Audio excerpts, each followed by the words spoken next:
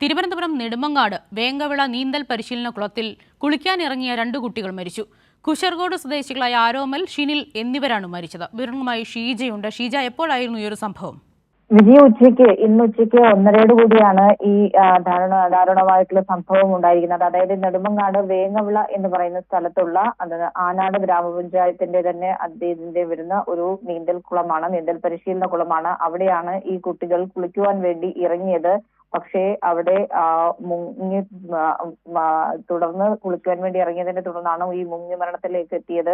ഏതായാലും ആരോമൽ എന്ന് പറയുന്ന 13 വയസ്സുള്ള കുട്ടിയും ഷിനൽ എന്ന് പറയുന്ന 14 വയസ്സുള്ള കുട്ടിയുമാണ് ഇപ്പോൾ ഈ മുങ്ങി മരിച്ചിരിക്കുന്നത്. കുശർകോട് സ്വദേശികളാണ് ഈ 2 കുട്ടികളും. ഇവരുടെ മൃതദേഹം നിലവിലിപ്പോൾ നെടുമങ്ങാട് ജില്ലാ ആശുപത്രിയിലേക്ക് മാറ്റിയിരിക്കുകയാണ്. മറ്റ് പോസ്റ്റ്മോർട്ടം നടപടികളടക്കം പൂർത്തിയാക്കിയായിരിക്കും മൃതദേഹം വിട്ടുകൊടുക്കുക കുടുംബത്തിന് എന്നുള്ളതാണ് ഇപ്പോൾ അറിയുന്നത്.